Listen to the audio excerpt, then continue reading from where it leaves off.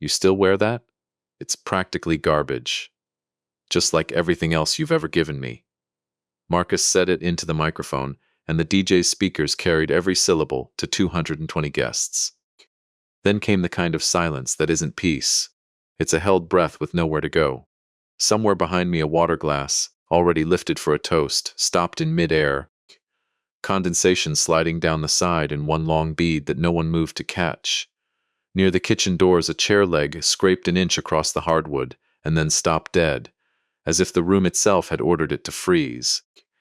I caught my own reflection in the polished silver of the centerpiece in front of me, warped and small, and one thought arrived before any other.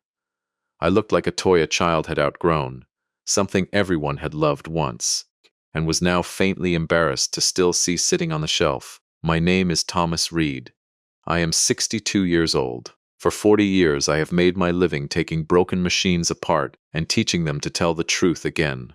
That night, at the wedding I had quietly paid $46,000 to give my daughter, my own son stood up in front of everyone who mattered to our family and decided that I was the machine that needed fixing.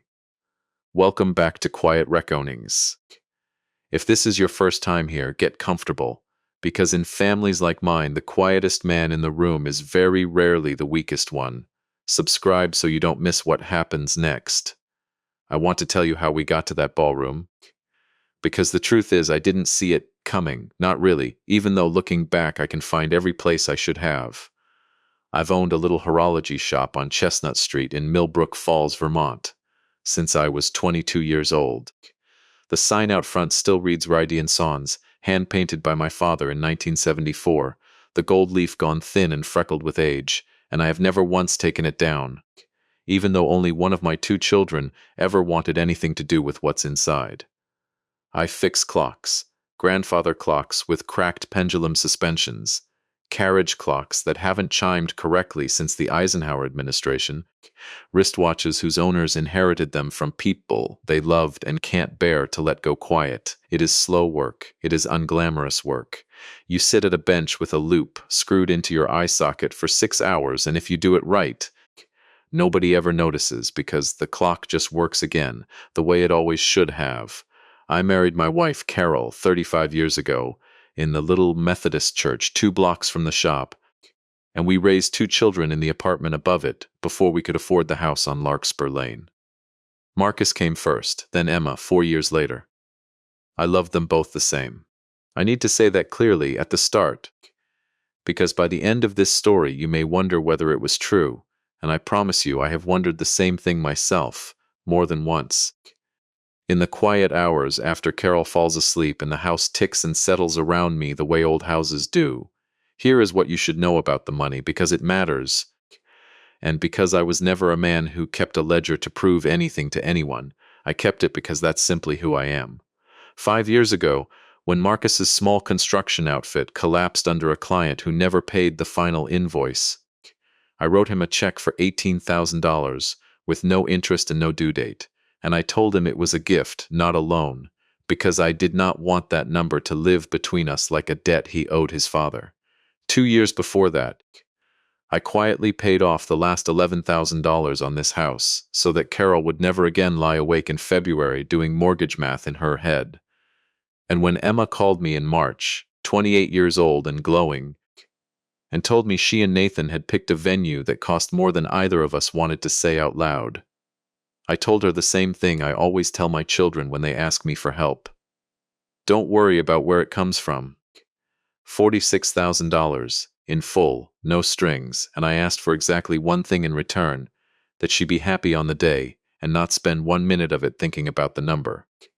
None of my children have ever known where that money truly comes from. Carol knows. Carol has known for 31 years. Nobody else, not one living soul outside this house, until the night I'm about to tell you about. I need to tell you something about myself that isn't heroic, because I think it's important you understand who was actually sitting at that table before anyone stood up to speak. I have a stutter. It's mostly gone now, worn down by decades of talking to customers about escapements and mainsprings, but it comes back, every single time, the moment I am asked to stand in front of a room and speaks without a script. It started when I was 9 years old, After a teacher made me read aloud in front of my class, and half the room laughed before I finished the first sentence, and something about that laughter welded itself into my throat and never fully came loose. At Emma's engagement party in the spring, her future mother-in-law raised a glass and asked, with perfect warmth and absolutely no malice, if the father of the bride wanted to say a few words. I stood up. I opened my mouth. Nothing came except the beginning of a stammer I hadn't heard from myself in 15 years, and I sat back down so fast my chair nearly went over, and I told everyone I'd choke up too much to get through it. And Carol reached under the table and held my hand until dinner ended, and neither of us said another word about it that night or ever again. I am telling you this now, before anything else happens in this story, because I don't want you thinking this is a tale about a quiet hero who was secretly perfect the whole time. I wasn't. I'm not. I have never once in 34 years managed to stand in a room and tell my son I was proud of him without the words getting caught somewhere behind my teeth. Marcus is 34.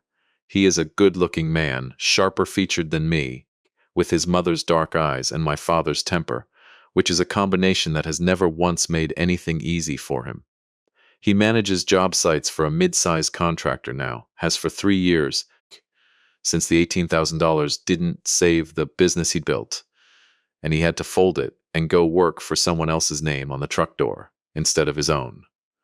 I think that is the wound underneath every other wound.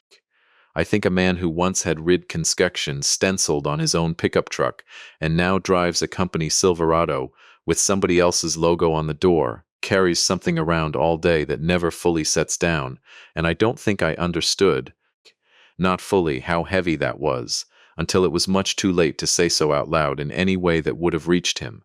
His girlfriend's name is Trisha. They've been together 14 months.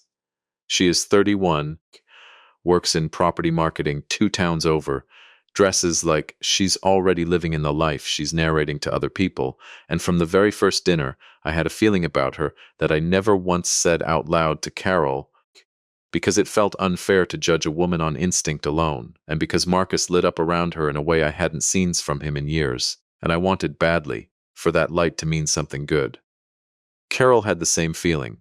Carol, unlike me, mentioned it. She counts things.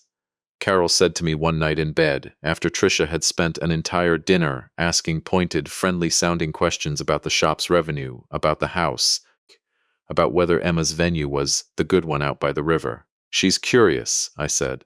She's counting, Carol said again, and turned off the lamp. And I lay there in the dark turning that word over like a gear I couldn't quite fit back into its housing. I should tell you about the secret now, because it sits underneath everything that follows. The way a movement sits hidden underneath the face of a watch. You never see it, you only see what it does to the hands. When I was 29 years old, 3 years into running the shop, alone after my father passed, I became obsessed, in the particular quiet way that consumes men who work with their hands, with a single problem. The standard lever escapement. The tiny mechanical heartbeat inside almost every mechanical watch ever made has an inherent flaw. It sheds tiny amounts of energy every single time it ticks, energy that never comes back, which is why every mechanical watch in the world runs down and needs winding, and why even the finest ones drift a few seconds a day no matter how carefully they're built. I spent 4 years, nights and weekends, at a bench in the back room after Carol had put the kids to bed, designing a different kind of escapement, one with a third pallet stone set at an angle nobody in 200 years of horology had tried, one that returned almost all of its own energy instead of losing it. I called it, in my own notes, simply the silent escapement, because the prototype, when I finally got it running true in 1993, made almost no sound at all. No tick, just the faintest breath of movement, like something alive and trying not to be noticed. I did not patent it under my own name. I want to be honest about why, because it is the ugliest, truest thing in this whole story, and it belongs here at the beginning, not hidden at the end like a twist I'm proud of. I was afraid. Not of failure, I was afraid of being known. I had grown up the son of a man everyone in this town called the Tinkerer, said kindly enough, but always with that small downward note in the voice, the one people use for a man they respect but do not quite take seriously. I did not want Reed and Sons to become a stepping stone in some story where I climbed out of it and became something bigger. I loved the shop. I loved the bench and the loop and the smell of clock oil on my fingers at the end of a long day. And some cowardly, protective part of me could not bear the thought of that life being reduced, by anyone, even someone who loved me, to a footnote before the real achievement. So I filed the patent under Falls Precision Works, a business name that existed on paper and nowhere else, licensed the design in 1994 to a small Swiss movement supplier for a modest annual royalty, and told my family I'd picked up some extra repair contracts. I never once, in 32 years, told Marcus or Emma where the money in this family's quiet corners actually came from. I didn't know yet, sitting in my workshop that spring with Emma's venue deposit already wired, that a man named Richard Whitmore, chief horologist and now a senior partner at a Swiss-owned watch house called Ashworth and Vane, had spent the better part of his career studying an anonymous escapement design his own engineers still referred to, in half-reverent shorthand, as the ghost movement. I didn't know that Richard Whitmore was about to become my daughter's father-in-law. I didn't know that I would be sitting 12 inches from him, at a wedding I'd paid for, wearing a pocket watch my own father had given me the week I opened the shop, its case now fitted, since 1993, with a movement no one alive was supposed to be able to trace back to me.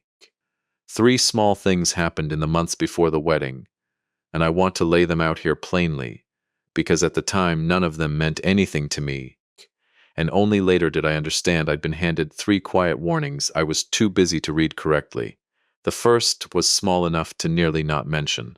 In April, over dinner, Emma mentioned, entirely in passing, that Nathan's father collected old escapement diagrams the way some men collect stamps, and that he'd spent a whole rehearsal dinner conversation talking about some mystery genius from decades back, some silent escapement nobody in the whole industry could ever put a name to. My hand, I'm told, Carol told me later because I didn't notice it myself, stopped moving over my plate for a full 3 seconds. Emma didn't notice. Carol did. The second was Marcus, at that same dinner, half joking in the particular way that isn't really joking at all. Funny how money just shows up for everybody else in this family, he said, reaching for the bread basket, not quite looking at me. 18 grand shows up, house payoff shows up, 46 grand for Emma's flowers shows up. Where's it even come from, Dad? You fix old clocks for $80 a pop. I told him, the way I always told him, not to worry about where it came from. I watched something close behind his eyes when I said it, and I told myself it was nothing. It was not nothing. It was a door shutting. The third was the pocket watch itself. At the rehearsal dinner, 2 nights before the wedding, Richard Whitmore sat across the long table from me, affable, silver, templed, precise in the way certain men in expensive industries become precise. And at one point his gaze landed on the chain looping from my vest pocket to my belt loop, the old habit my father taught me. May I? He asked, nodding at it. The way a man who has spent his whole career around fine machinery asks permission before he ever touches one. I handed it over without thinking twice. He turned it once in his fingers, thumbed the crown, and went very still. For just a moment, the way a man goes still when he hears, faintly, in the middle of noise, a song he can't quite place but knows down in his bones. Beautiful piece, he said finally, and handed it back, and I put it away and thought nothing more of it, because I did not yet know that the shape of the case, the particular grain of the guilloche on the back, was something Richard Whitmore had spent 11 years half hoping to see in person before he died. I didn't know it yet, but the wedding I was about to walk into with my hands in my pockets, and my collar too tight was going to be the night every quiet decision I'd made for 32 years finally came due at once. The money, the silence, the name I'd hidden, and the sun I hadn't found the words to hold on to. The morning of the wedding was warm and overcast, the kind of Vermont June day that can't decide whether it wants to rain, and I stood in my workshop at 6:30 in the morning, 2 hours before I needed to be anywhere, doing what I always do when I'm nervous, which is nothing useful at all. Turning a small brass movement over in my hands that didn't need fixing, just to feel something familiar between my fingers before I had to go be a father in front of 220 people. I mostly didn't know. Carol found me there in my undershirt, tie still hanging loose around my collar, and she didn't say anything about being late. She just came and stood next to me at the bench, the way she has 1,000 times in 35 years, and picked up the loop I wasn't using and held it up to the light like she was inspecting it for me. "You're not going to have to give a speech today," she said. "Nobody's asking you to. I know. You get to just sit there and watch our daughter get married. I know that too." She set the loop down and looked at me directly, the way she does when she already knows what I'm about to say before I say it. "Then why do you look like a man walking into a dentist's office?" I didn't have a real answer for her. I still don't, not entirely, except to say that some men can feel weather coming in their knees, and I have always been able to feel trouble coming the same way, not the shape of it, never the shape, just the pressure, low and steady somewhere behind my sternum, hours before it arrives. I felt it that morning standing at my bench. I felt it in the car. I felt it walking Emma down the aisle 2 hours later, her hand light and trembling with joy on my arm, and I told myself, the whole slow walk toward Nathan waiting at the end of it in his dark gray suit, that the pressure in my chest was just love dressed up as something heavier, the way it so often is on the day you give your daughter to someone else's family. I want to tell you what happened at that reception, exactly the way it happened, in order, because every piece of it matters, and because I have replayed it enough times since that I could probably recite it standing in my sleep. But I need to stop here for now, at the edge of the ballroom doors, with the band tuning up inside and Carol's hand finding mine in the hallway, because what happened next changed the way I understood my own family, my own life's work, and my own son, and I want to give it the room it deserves. The ballroom at Falls Orchard Manor was strung with warm white lights along every beam, long tables dressed in cream linen, a dance floor already gleaming under 3 chandeliers Emma had picked out herself from a rental catalog 8 months earlier, sitting cross-legged on our living room floor with her laptop, asking me every 10 minutes whether I thought it was too much. It was not too much.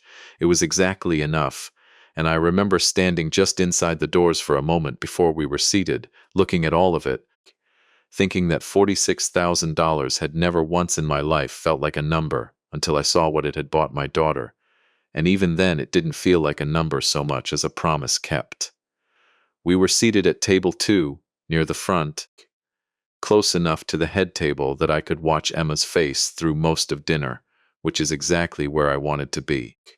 Carol sat to my right in the deep green dress she'd had altered twice, because she kept losing weight, worrying about seating charts neither of us actually cared about. My mother, Eleanor, 81 years old and sharper than most people half her age, sat on my left, already dabbing at her eyes before the ceremony had even finished, the way she does at every wedding, every christening, every event where anyone she loves stands up in front of other people and commits to something.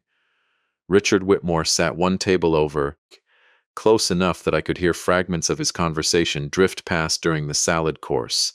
Something about a movement supplier in Geneva, something about a watch fair in Basel, affable, precise, the kind of man whose watch alone probably cost more than my truck, though he wore it the way men like that often do, like it was simply a tool that happened to be beautiful, not a thing to announce. His wife Diane sat beside him, warm and easy to talk to, and their younger daughter, 6-year-old Poppy, Nathan's little sister, had been given the job of scattering rose petals during the ceremony, and had taken the responsibility so seriously that she was still, an hour later, walking around the reception with the empty basket looped over her arm like a badge of office. Marcus and Tricia sat 2 seats down from us.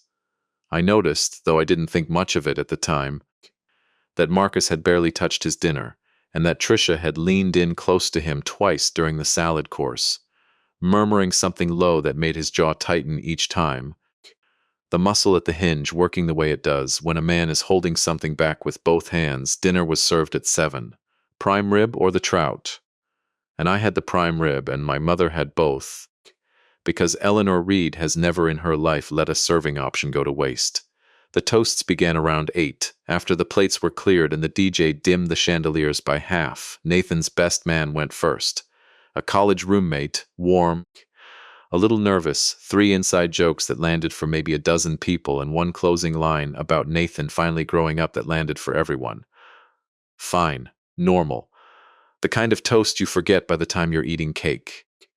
Then Emma's maid of honor, her closest friend since middle school, a woman named Priya who had flown in from Chicago, stood and told a story about the two of them getting lost in a corn maze at 14 years old, and Emma insisting, with total confidence and zero evidence, that she knew exactly which way was out. The room laughed. Priya raised her glass, her voice cracking at just the right moment, and said that Emma had never, once in 20 years, actually known which way was out. She'd just always refused to be afraid of not knowing, and that Nathan was lucky to be lost with her for the rest of his life. It was genuinely a beautiful toast. I was proud.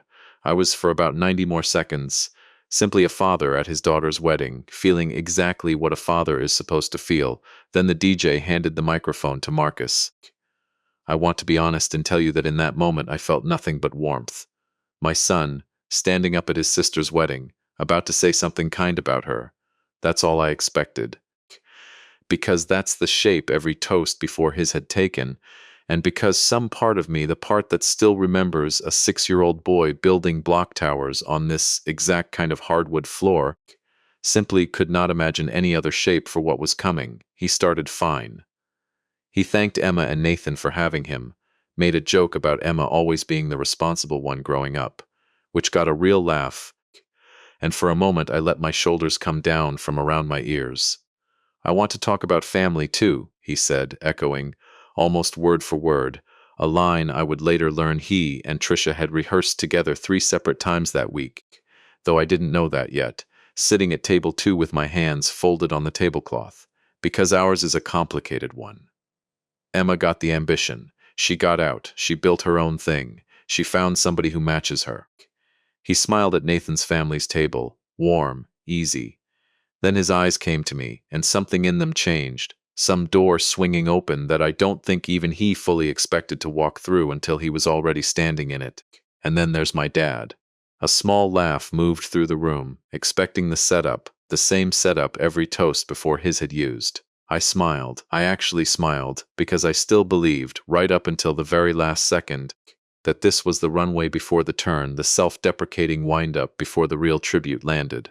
My dad fixes old clocks in a shop his father built. Same shop, same bench, basically the same life, for 40 years. He drives a truck that's older than my girlfriend. Laughter, louder now, the kind that builds on itself. I kept smiling. My jaw had started, very slightly, to ache from holding the shape of it. Growing up, our family vacations were a state park 40 minutes from home.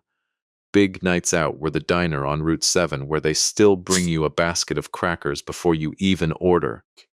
My dad's idea of ambition is getting a grandfather clock to chime on time. More laughter. Somewhere near the back, a fork clinked against a plate and nobody moved to pick it back up, and then he said it. You still wear that? It's practically garbage, just like everything else you've ever given me. He was looking directly at the pocket watch, at the chain looping from my vest pocket. And I understand now, though I didn't understand it in the 3 seconds after he said it, that he wasn't only talking about the watch. He meant the $18,000 that hadn't saved his business. He meant a father who wrote checks instead of finding the words to say, I'm proud of you.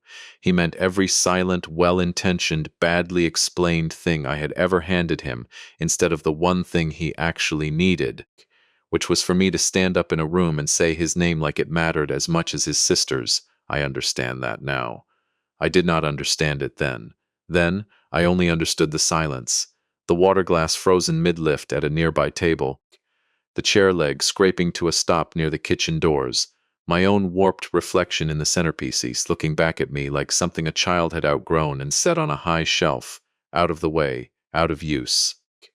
Marcus kept going for a few more seconds, something about keeping it real, something about at least somebody in this family is honest. But I had stopped fully hearing him, because that was the moment Eleanor's hand found my forearm under the table and gripped it hard enough to leave 4 small marks I noticed later in the car, and it was the moment I felt, more than saw, Carol go rigid beside me, and it was the moment my old stutter, the one I hadn't heard in 15 years, rose up out of nowhere and closed around my throat like a fist, so that even if I had wanted to stand up and defend myself, I don't believe a single clean word would have come out. I did not stand up. I sat very still with my hands flat on the tablecloth, and I adjusted my collar, and I looked down at the pocket watch chain looped over my vest, and I said nothing, because there was nothing I trusted myself to say that wouldn't come out broken in front of 220 people. Emma stood up first. She was still in her wedding dress, veil pinned back, and she crossed the space between the head table and Marcus faster than anyone in that room, including Marcus, seemed to expect. She didn't take the microphone from him. She didn't need to. Her voice, when it came, was clear and carried on its own, the kind of voice that only comes from a person who has decided, in real time, that she is done being polite. Marcus, stop. Just that first, sharp enough that he actually did. That watch was Grandpa's. That truck put both of us through everything we ever needed.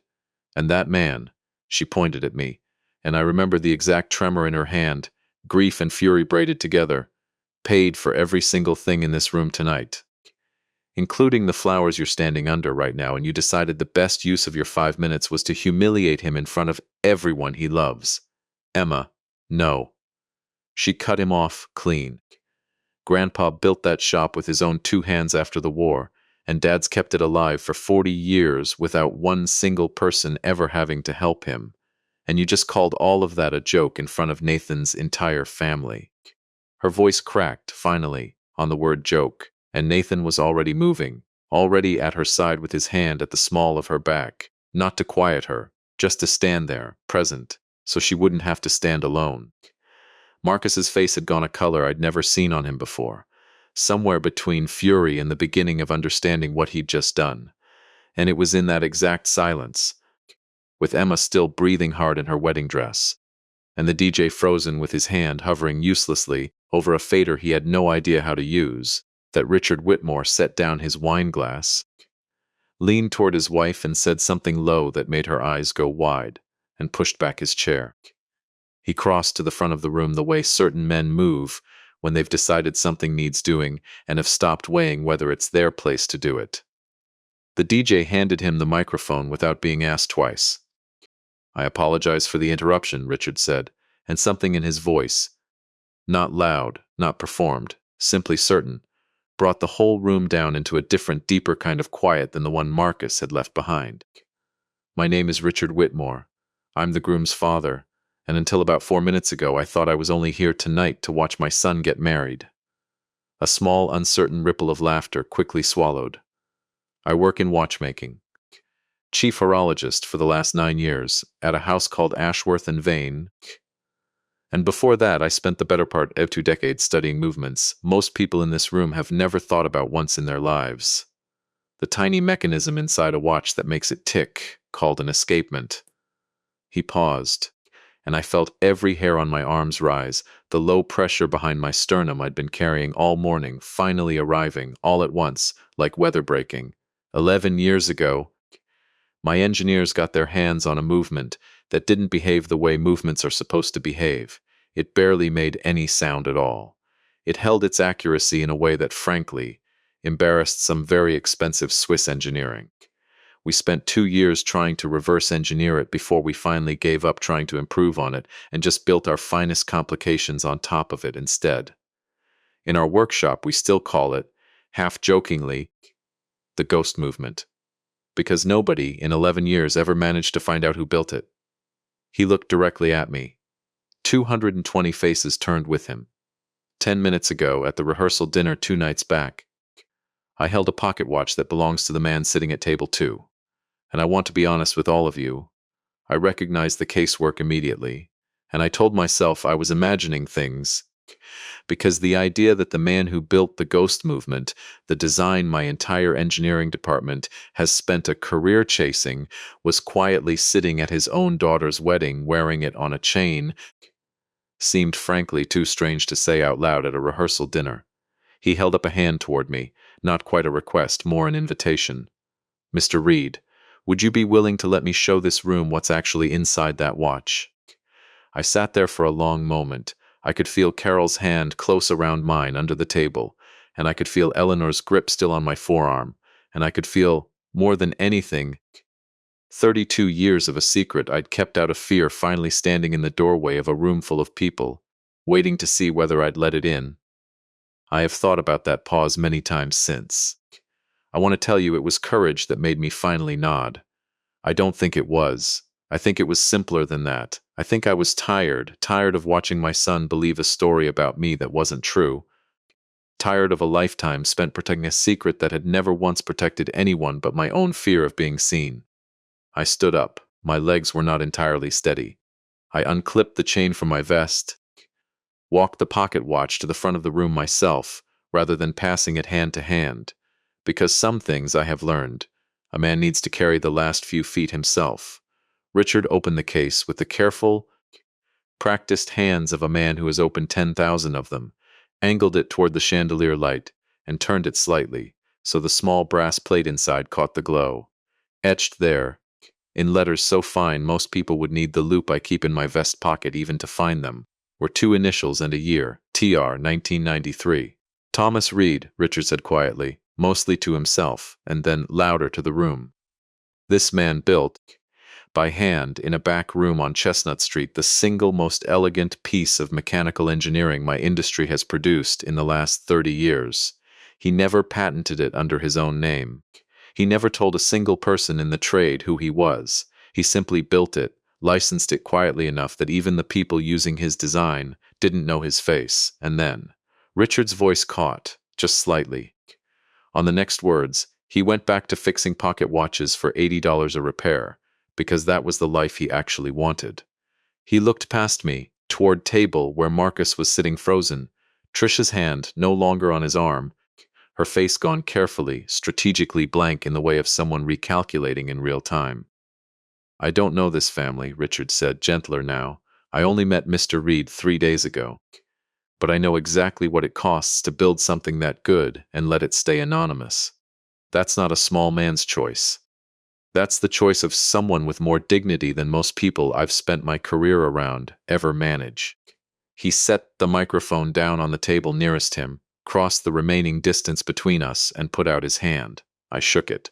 And then, because some things don't fit properly inside a handshake, he pulled me, briefly, into something closer to an embrace. Two men who had spent their whole professional lives being careful and precise and quiet about the things they cared about most, standing in front of 220 strangers, neither one quite sure what to do with his hands, doing it anyway. The room erupted. The applause started somewhere near the back and rolled forward the way water finds the lowest point in a room, and my mother made a sound beside me that was half sob, half something fiercer. The sound of a woman who had spent 40 years quietly, certain the world would eventually catch up to her son, and had simply been waiting for the proof. Carol didn't say anything at all. She pressed her forehead briefly against my shoulder, and I could feel her whole body shaking, not with crying, with something closer to laughter, the deep and finally vindicated kind.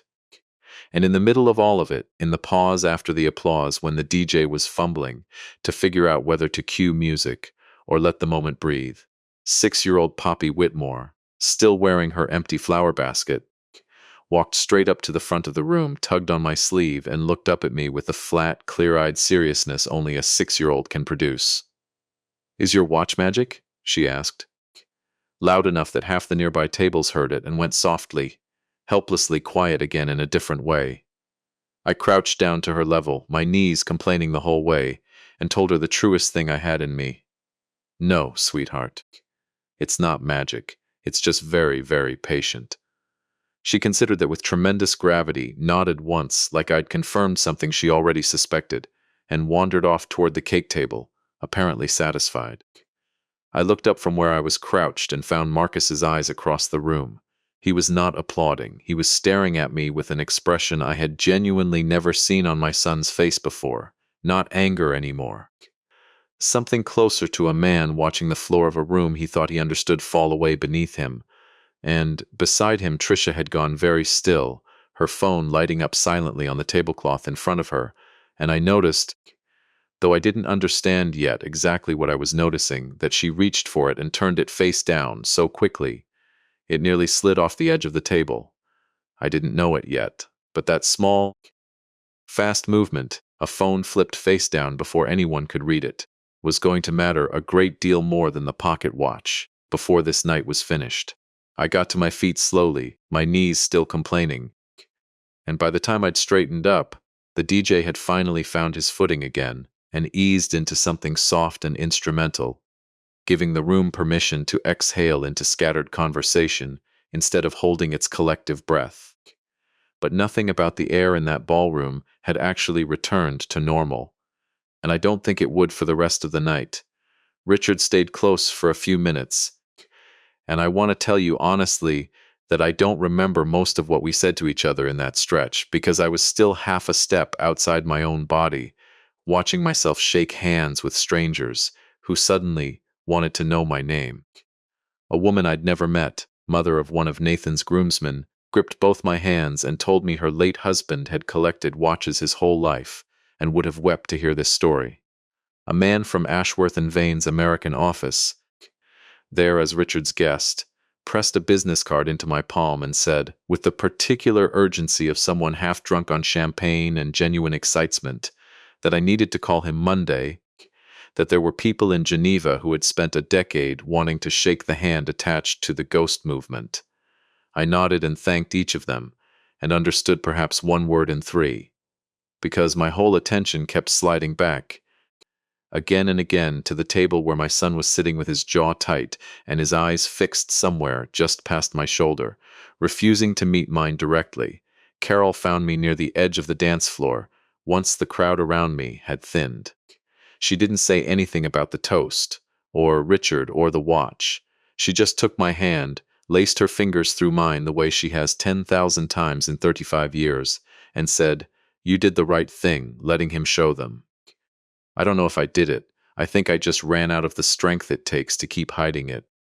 "That's still doing it," she said, and left it there, because Carol has never needed to over-explain a true thing once she's said it plainly. It was Eleanor, of all people, 81 years old and still standing at the edge of the dance floor with a glass of champagne she'd barely touched, who told me where Marcus had gone. "He walked out the side doors about 10 minutes ago," she said. "Tricia went after him. She didn't look happy about it. I found them in the gravel lot behind the manor house, past the string of lanterns marking the edge of the patio, where the noise of the reception faded into crickets and the low murmur of a highway somewhere beyond the tree line. Marcus had his jacket off, sleeves shoved up, pacing a short track between two parked cars, and Tricia stood a few feet away with her arms crossed, her voice low and fast in the particular register people use when they don't want to be overheard but also don't much care if they are. Because you were supposed to make them feel bad enough to finally do something, Marcus, that was the entire point, and instead you made yourself look.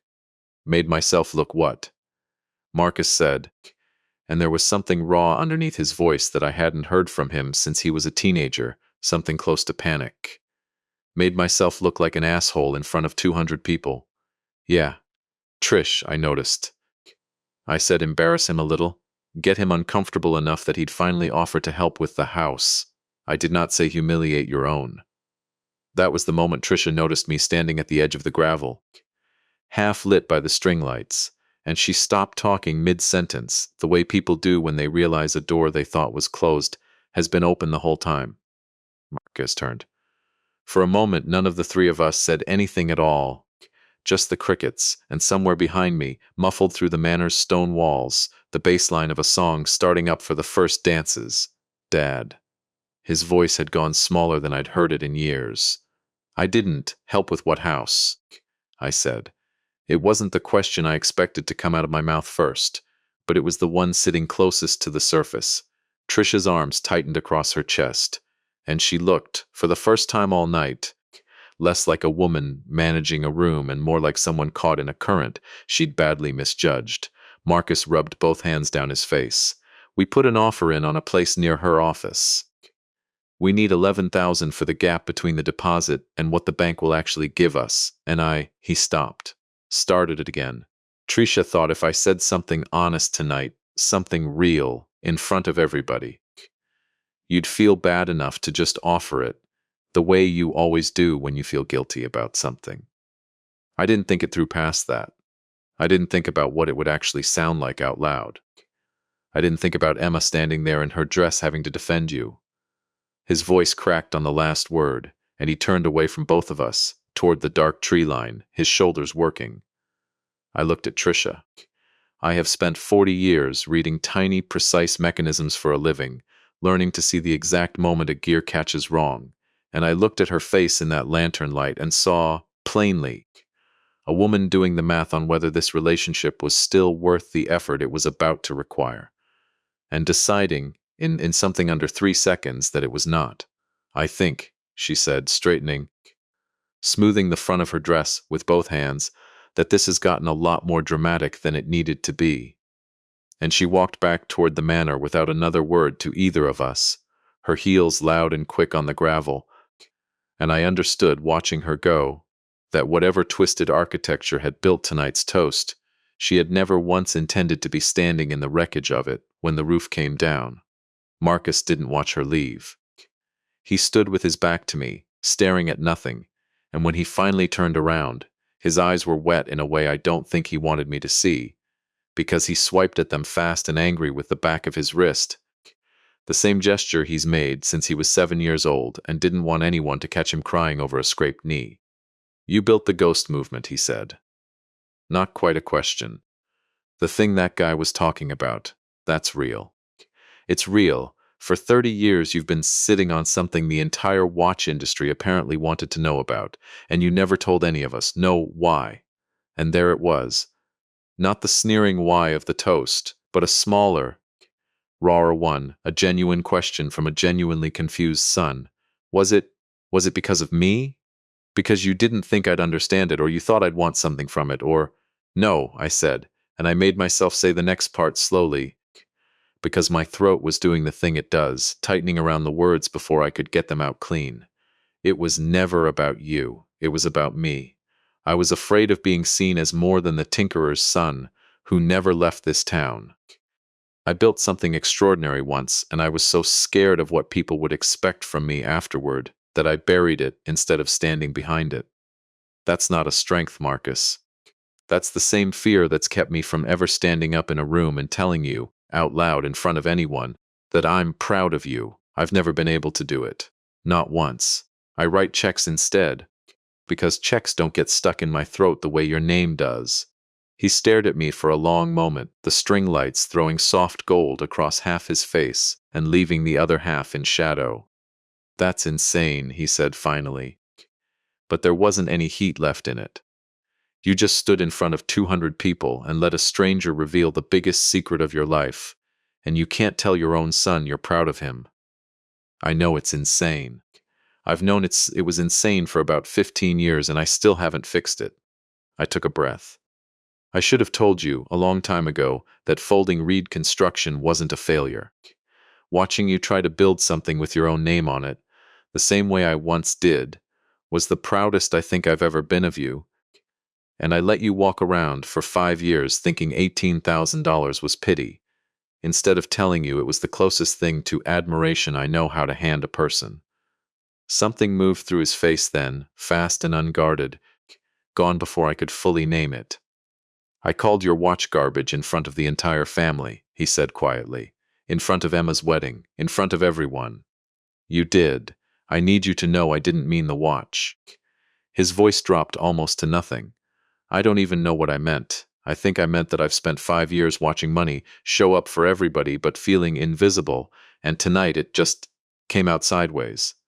That's not an excuse. I know it's not an excuse. No, I said, it isn't. He nodded, accepting that without argument, which surprised me more than almost anything else that had happened all evening. I'm not going to stand here and tell you it's fine, I said, because it isn't, and I don't think either of us would believe me if I did.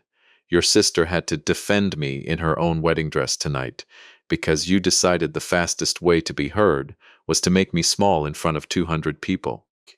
That's going to take longer than one conversation in a parking lot to get past.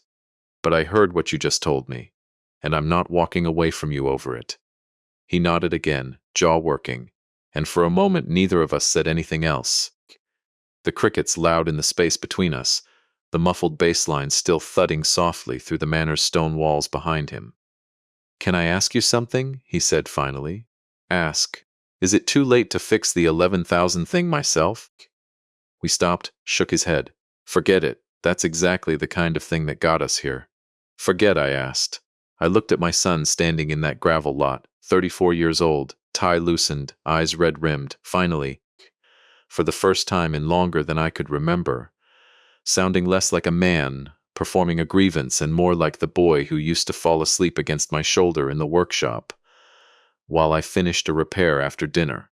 "We'll talk about the house," I said. "Not tonight, not like this, but we'll talk about it the right way, sitting down, both of us saying what we actually mean instead of what we think will land hardest." "Okay," he said, "just that." And it was, somehow, enough for both of us for right then. We didn't hug. I want to be honest about that, because this isn't a story where every wound closes clean in a single gravel lot conversation under string lights.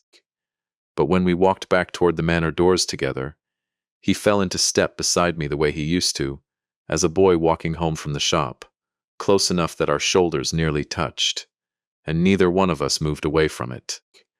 Emma found me the moment we came back through the side doors, still in her dress, veil finally unpinned and draped over one arm, and she looked past me at Marcus with an expression that was not quite forgiveness and not quite anger. Something suspended carefully between the two, waiting to see what he'd do with the space she was leaving him. "I'm sorry," Marcus said to her, before I could say anything, before anyone had to prompt him. "I ruined part of your night." "I know sorry doesn't undo that." Emma looked at him for a long moment. "No," she said, "it doesn't, but it's a start." And then, unexpectedly, she reached out and squeezed his hand once, quick and fierce, before letting go and turning back to find Nathan, because it was, after everything, still her wedding, and she had a first dance waiting. I stood in that doorway between the gravel lot and the ballroom for a moment longer, Carol's hand finding mine again from somewhere at my side, the band starting into something slow, and I thought about a 9-year-old boy who lost his voice in front of a laughing classroom, and a 29-year-old man hiding a masterpiece under a business name because he was afraid of being truly seen, and a 62-year-old father who had just watched, in the space of 1 hour, both of those old fears finally, imperfectly, begin to loosen their grip. I didn't know it yet, but the hardest conversation of the whole night, the one that would actually determine whether any of this held past the champagne and the string lights, was still 3 weeks away, waiting for me on a quiet Tuesday evening at my own kitchen table. 3 weeks is a long time to sit with an apology, longer still to sit with the fact that you might not be ready to accept one. Marcus didn't call every day, which surprised me. I think some part of him understood, without either of us saying it out loud, that trust doesn't get rebuilt on the same schedule it gets broken on, that a single gravel lot conversation under string lights, however honest, was a start and nothing more, and that pushing too hard, too fast, would only prove every fear I'd never quite let go of. He called on a Tuesday evening, the second week of July, right as I was closing up the shop, the bell over the door still swinging from the last customer of the day, an elderly widow named Mrs. Okafor, picking up a mantel clock that had belonged to her late husband, its chime restored after 11 months of me hunting down the right replacement gongs from a supplier in Ohio. I remember the timing exactly because I was still holding the phone with one hand and locking the register drawer with the other when Marcus said, without preamble, "Can I come by the house Thursday? Just to talk." Not about the house we're trying to buy. About us. I told him yes before I'd fully thought it through, which is not like me, and which Carol pointed out with a raised eyebrow when I told her over dinner that night. Thursday came humid and still, the kind of Vermont summer evening where the porch fan does almost nothing except move the heat around. And Marcus arrived at 7 with a 6-pack of the beer I like, and an expression I hadn't seen on him since he was about 19 years old and had wrecked my truck backing it out of the shop's narrow lot. The specific, braced posture of a man who has rehearsed what he's about to say and is terrified it won't come out the way he practiced. We sat on the porch. Carol brought out a bowl of the pretzels Marcus has liked since he was a boy. And then, with the particular tact she's perfected over 35 years of marriage, found a reason to be somewhere else in the house. I've been thinking about something you said, Marcus started, turning the beer bottle slowly between his palms without drinking from it. About writing checks instead of finding words. I've been thinking about it because I do the same thing. Not with money. With, I don't know, distance, sarcasm. I make a joke instead of saying the actual thing, and I've been doing it since I was a teenager, and I think somewhere along the way I decided it was easier to make you feel small than to just tell you I felt small next to you. You've never had to feel small next to me, I said. I know that's true, and it doesn't stop it from feeling true anyway. He set the bottle down on the porch railing. You built something the entire watch industry apparently reveres, and you did it quietly, in a back room, without ever once needing anybody to know. I lost a business I put my whole name on, publicly, in front of everybody who'd ever doubted me. And I've spent 5 years needing everybody to know exactly how hard that was, because I think somewhere I decided that if nobody witnessed how hard it was, it wouldn't count as a real loss. That's on me. That's not something you did to me. I sat with that for a moment, the porch fan turning, the evening going that particular gold-color Vermont summers do just before the light finally gives out. I need to tell you something too, I said. And this was the part I'd been turning over in my chest for 3 weeks, the thing I hadn't managed to say clean in the gravel lot, because the words hadn't finished forming yet. When your business folded, I told myself I was being generous, writing that check without strings. But the truth is, I wrote it partly because it was easier than sitting across from you and asking what actually happened, what you needed, whether you wanted advice or just wanted somebody to be angry alongside you. I solved it with money because money doesn't require me to say anything hard out loud. I did the same thing with Emma's wedding. I've done it your whole life. I think I convinced myself that providing was the same thing as showing up, and it isn't, not entirely.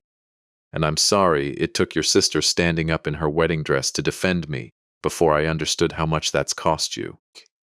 Marcus didn't say anything for a long moment. When he finally spoke, his voice had gone rough. I don't know if I've ever heard you actually apologize for anything in my whole life. I don't think I've ever managed it properly, I admitted. It gets stuck in the same place the rest of it gets stuck. He almost laughed, a short, startled sound. Guess that's a family trait. Guess it is. We sat there a while longer, not saying much else, which felt, for the first time in longer than I could remember, like enough. Before he left that night, he told me he and Trisha had ended things for good. She'd texted him 2 days after the wedding asking whether I'd come around on the house money yet. And something in the casual, transactional cruelty of the question had finally shown him, clearly, what Carol had seen from the first dinner. He also told me, quieter, almost embarrassed, that he'd started looking into a small business certificate program at the community college, 2 towns over, project management and estimating, something that would let him eventually put his own name back on a truck door, properly this time, built slower and steadier than the first attempt. It was Carol who found the letter 3 days after that porch conversation, going through a drawer in my workshop, looking for a spare fuse for the porch light. She came out holding a single folded sheet of paper, yellowed slightly at the edges, and set it on the kitchen table in front of me without a word. I knew what it was before I unfolded it. I'd written it the week after Marcus's construction business folded, sitting at this same bench, and I'd never sent it, because by the time I finished writing it, I'd already decided a check would say what I couldn't, and the letter felt, at the time, like something too raw to hand to a grown man who might not want it. Dear Marcus, it began in my own cramped mechanic's handwriting. I don't know how to tell you in person that watching you build something with your own 2 hands, put your own name on the door, and try, with everything you had, to make it work, that was the proudest I've ever been of you in your entire life. Prouder than graduation, prouder than anything. It didn't work out, and I know that's breaking something in you right now that a check can't fix. And I don't have the words to say that out loud without my voice doing the thing it does, so I'm writing it instead. And I probably won't ever give you this, because I'm a coward about exactly the things that matter most. But I want it written down somewhere, even if only I ever read it. You are not your father's shadow, and you never had to be. I built one thing quietly, once, and hid from what it might have meant if people knew. You built something loud, in the open with your name on it, and you weren't afraid to let it be seen fail. That takes more courage than anything I've done in 60 years. I love you. I'm sorry I don't know how to say it without paper between us. Carol found me sitting at the table with the letter still in my hands, and she didn't say a word, just put the kettle on for tea and let the silence be its own kind of company. I gave Marcus the letter the following Sunday at the shop, both of us standing at the bench where I'd written it 7 years earlier. He read it slowly, once through in silence, and then a second time out loud, his voice breaking halfway through the last line. And when he finished, he folded it back along its old creases with careful hands, the way you fold something you intend to keep. And he didn't say thank you, because I don't think either of us needed him to. He just came around the bench and put his arms around me, both of us standing among half-disassembled clocks and the smell of machine oil, and I hugged my son back the way I hadn't managed to, since he was small enough to lift off the ground.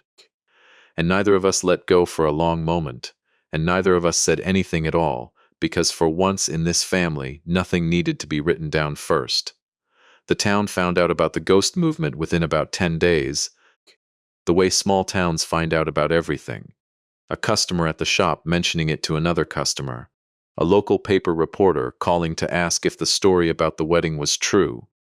And by the end of July, the Millbrook Falls Gazette had run a short feature with the headline, Local Clockmaker Reveled as Anonymous Industry Legend, complete with a photograph of me standing awkwardly in front of the ID and Sans sign, squinting into the sun.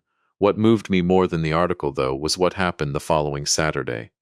I opened the shop at 9, same as every morning for 40 years, and found 11 people already waiting on the sidewalk outside. Not reporters, not curious strangers, but customers, people I'd known for decades. People whose grandfather clocks and carriage clocks and cracked wristwatches I'd repaired quietly over the years. Sometimes for a fair price, sometimes for the ones who couldn't afford it. For whatever they could manage or nothing at all. Mrs. Okafor was there with a plate of something she'd baked.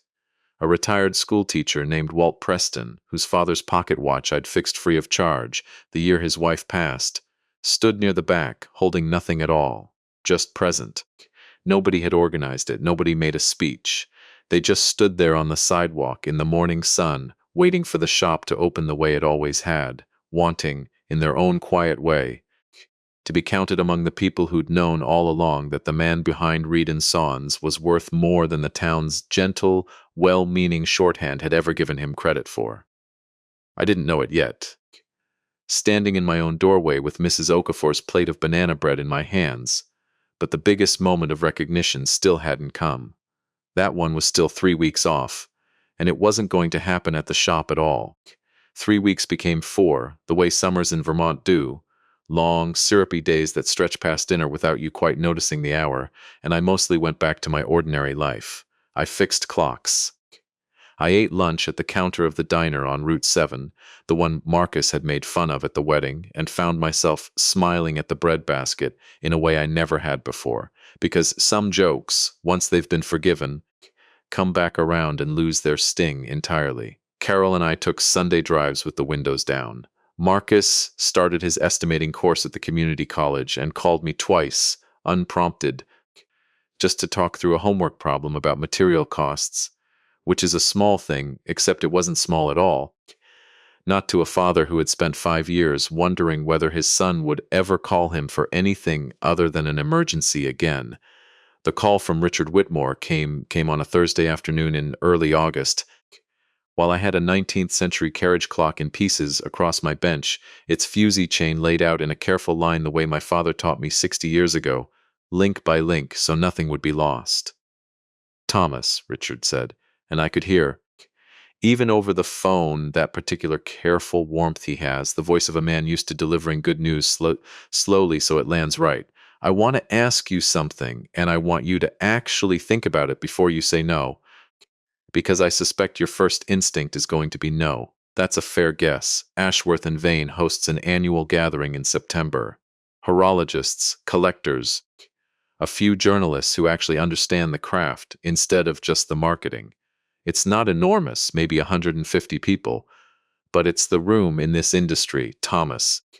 It's the room where the people who've spent their whole lives caring about this work go once a year to remember why they started. I would like, with your permission, to tell the story of the ghost movement properly, in front of that room, and to formally credit you, your real name, in our archive, in the record, as the designer, not as a publicity stunt, as something closer to the truth finally getting filed correctly. I stood there for a long moment with a fusee chain link pinched between my tweezers, saying nothing, and Richard, to his credit, didn't fill the silence. Just let me sit with it the way he'd let the ballroom sit with its own silence back in June. Can my family come? I said finally, which wasn't a yes. Not exactly, but Richard understood it as one anyway. The way people sometimes understand you before you've fully understood yourself. Of course, he said. All of them. I'd insist on it. I told Carol that night over dinner, and she reached across the table and took both my hands in hers, the same way she had 31 years earlier. The night I first told her, nervous and half convinced she'd think less of me for hiding something so large, that a small business in Geneva wanted to license a design I'd built at our own kitchen table after the kids went to bed. You didn't need 32 years to be proud of this, she said. But I'm glad you're finally letting somebody else be proud of it with you. Emma cried when I told her, then laughed at herself for crying, then immediately started asking what she should wear, which made Carol laugh too, because some things about my daughter had clearly survived the wedding intact.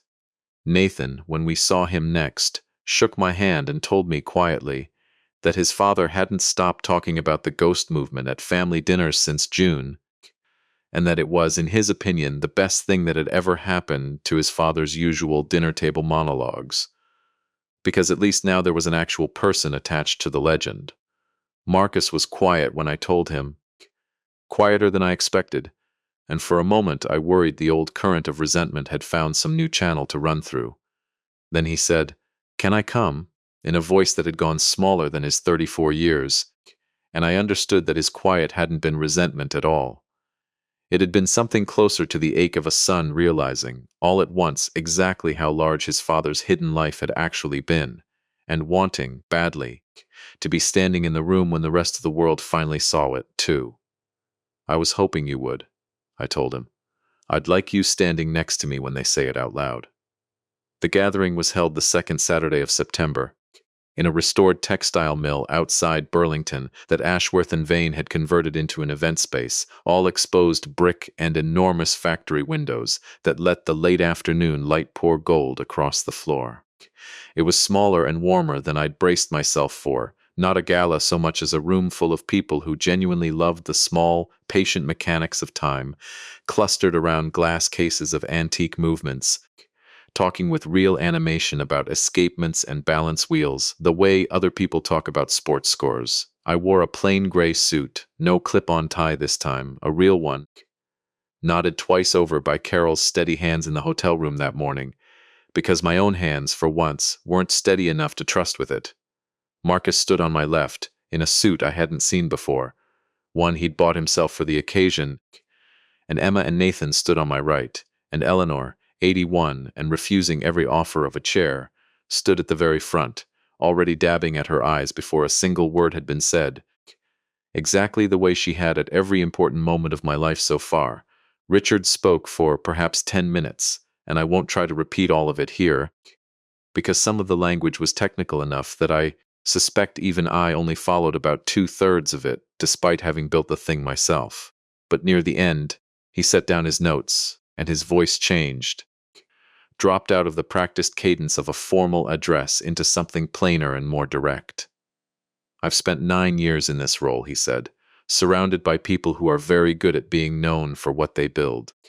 That's not a criticism. It's how this industry survives, how young engineers get hired, how the craft gets passed on. But every so often you meet someone who built something extraordinary and then simply chose to let it be quiet. because the work itself was the reward, and that is a kind of integrity I don't get to witness very often in this room. He looked at me across the small distance between the podium and where I stood with my family. Thomas Reed built the Ghost movement 32 years ago, in the back room of a clock shop on Chestnut Street in Millbrook Falls, Vermont, working nights and weekends around a full day fixing other people's family heirlooms. He is, by every measure this industry has, one of the finest horological minds of the last half-century, and until 3 months ago, at his own daughter's wedding, not one person in this room knew his name. He lifted a small velvet case from the table beside him and opened it toward the room. Inside, a plain brass plaque engraved simply, "The Rid Escapement, TR, 1993. In recognition of 30 years of quiet mastery. We'd like this to hang in our archive room in Geneva," Richard said, "next to the original prototype if he's willing to loan it to us. Permanently. With his name on it, finally, where it belongs." I don't remember walking to the front of the room. I remember Carol's hand releasing mine, and I remember Marcus's palm briefly pressing flat against my back. A small steadying push. The same gesture I used to give him walking up to the free throw line at his 8th grade basketball games. I remember standing at the podium with 150 faces turned toward me, and I remember the old fist closing around my throat exactly the way it always has. The stutter rising up out of 30 years of practiced silence, ready to take the moment from me the way it had taken every moment like this before. And then I looked out at my family. Carol, steady as a keystone. Emma, hand pressed to her mouth. Marcus, standing straighter than I think I'd ever seen him stand, watching me the way I used to watch him from the sidelines, willing me forward.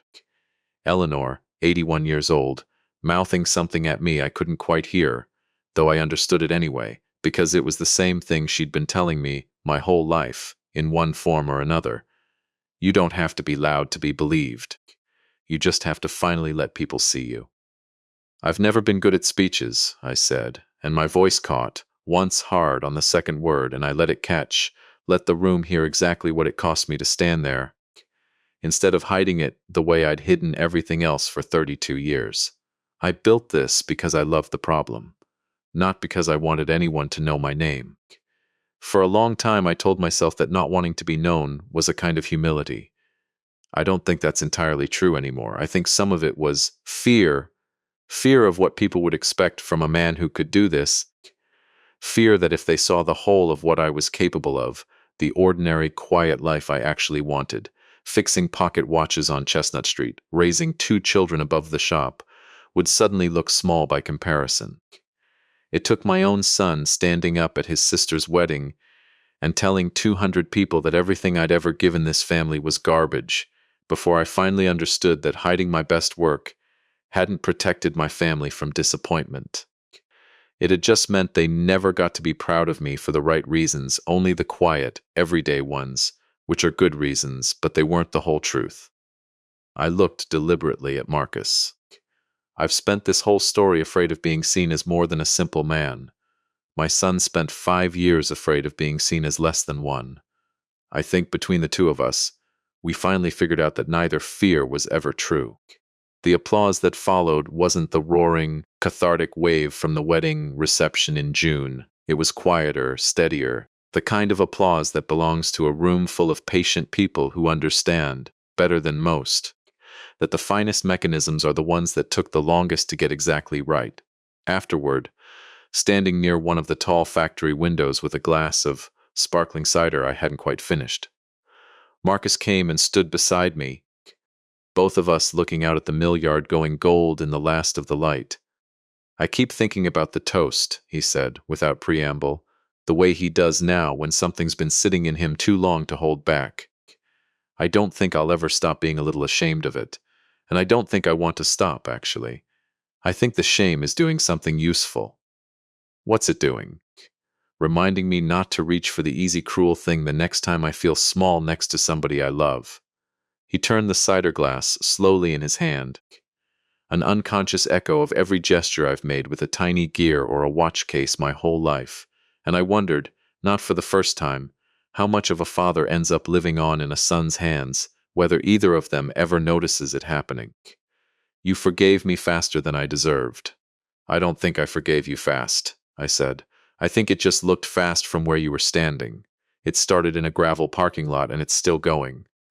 I don't know that it has an ending. Exactly. I think it's more like a mechanism. It just has to keep running a little every day or it stops. He laughed, short and real. That's the most horologist thing you've ever said to me, I'm aware. We stood there a while longer, not saying much else, the mill windows holding the last of the light the way old glass sometimes does, warping it slightly, making everything beyond it look a little softer than it probably was. Somewhere behind us, Carol was laughing at something Eleanor had said, and Emma was showing Nathan something on her phone. And Richard Whitmore was deep in conversation with a young engineer, half his age, gesturing animatedly with both hands the way people do when they've just watched a piece of history they only half believed in turn out to be real.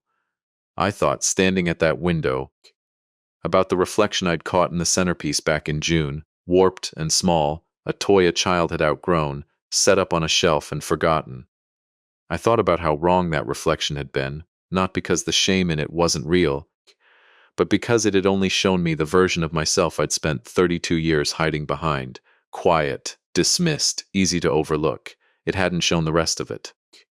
It hadn't shown the back room on Chestnut Street where a 9-year-old boy who'd lost his voice once had spent 4 years teaching a piece of brass and steel to hold its own truth, tick after tick, long after everyone in the room had stopped watching. A watch doesn't announce what's inside it. That's the whole design. The hands move, the case stays quiet, and if you build it right, nobody ever has to see the mechanism to trust that it's telling them something true. I spent 32 years believing that was a flaw in me, the not announcing, the staying quiet. I understand now it was simply the only kind of craftsmanship I ever knew how to practice, on machines and on myself both, and that the people who loved me were never actually waiting for me to be louder. They were only ever waiting for me to finally let them see the movement underneath. Later that night, back at the hotel, Marcus knocked on our door around 10, not to talk, just to say goodnight. And as he turned to head back down the hallway to his own room, he stopped, one hand still on the frame, and said, "Hey, Dad." I looked up. "That watch," he said. "The one from the wedding. Is it still ticking after everything?" I took it from my vest pocket. I'd worn it that day, of course, same as every day for 32 years, and opened the case, and held it out so he could see the small hands moving, steady and near silent, the way they'd been moving since 1993, through every ordinary Tuesday and every extraordinary night since. Never stopped, I told him. Not once. He nodded, satisfied, the same way 6-year-old Poppy Whitmore had nodded back in June when I told her the watch wasn't magic, just patient, and he headed off down the hallway, and I closed the case gently, the small mechanism inside, settling back into its quiet, endless work, keeping its own true time, whether or not anyone in the world was watching it do so. If this story reminded you that the quiet ones in your own family are usually Lysik Freying and carrying more than they'll ever say out loud, hit that like button. Subscribe for more real, raw, family-centered stories, and let us know in the comments. Have you ever discovered a secret about someone you love that changed the way you saw their whole life?